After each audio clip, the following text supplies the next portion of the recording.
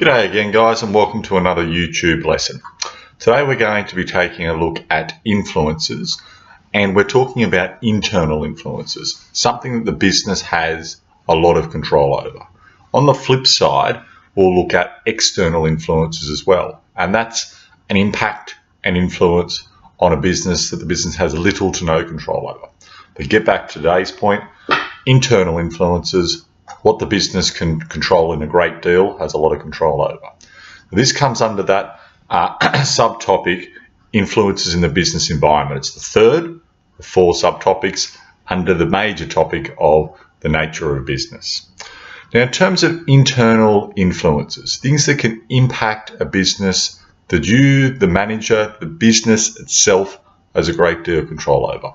Some of these things include the product you make, the location where you're located, how you manage your resources, your own management style or leadership style is what we talk about with the Year 12 course. And in Year 11 we talk about the management approaches. And the last thing is business culture. Each of these 5 different influences can heavily impact upon a business and whether it's doing well or whether it's not.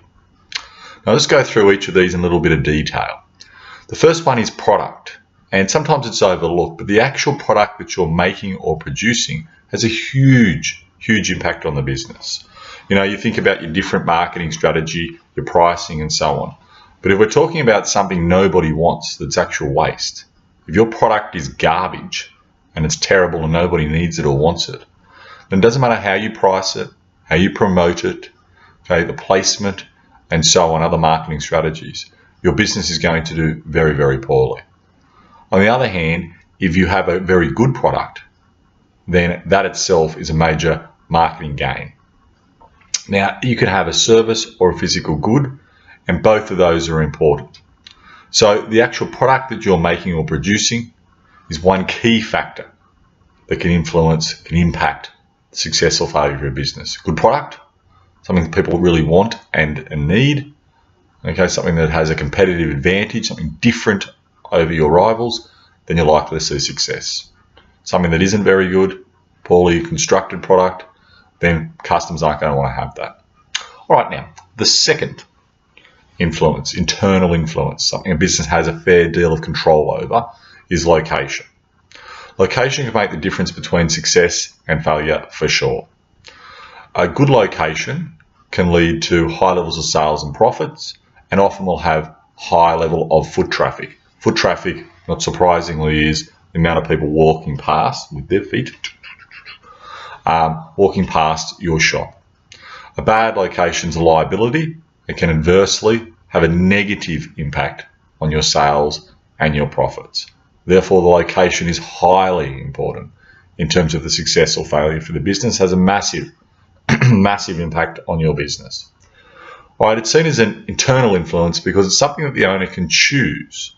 It's internal. They get to choose within reason where they're located. They can't put a toxic dump, facility next to a childcare centre, but within reason, so long as you're following the law and zoning and things like that, you can choose where you want your shops to be. So it can have a massive impact upon the business.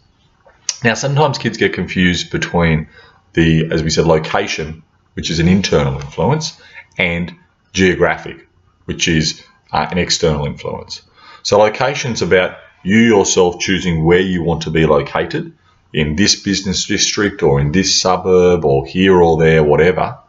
Whereas geographic, which is an external influence that you don't get a great deal of control over, is whether you are located in certain countries. Okay, so certain countries gives you certain advantages and disadvantages. And when you look at external, you know what I'm talking about. If you're in Australia, you get the benefit of being near China and Asia, but you don't get the benefit of, say, an EU country of being in the European Union and that Eurozone, where they've got pretty much free trade and they can, gain a great deal of benefit from that. So that's geographic, which is an external influence. Location is what we're doing today, and it's where you're going to locate within the suburb or within the city or whatever it may well be. All right, next one is resources. Now, of course, businesses have lots of resources at their disposal, or hopefully they do, if it's a good business. A business gets to choose how they will allocate their resources inside their own business. Hence, that's why it's seen as an internal influence, because it's their choice within reason. Now, there's 4 main types of resources that a business has at their disposal.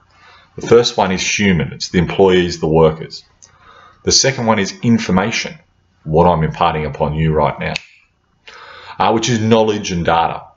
The third one is physical. That's equipment and raw material, the capital that's used in the business. And the last one is the financial resources, the money that the business has, the funds that they've been able to source.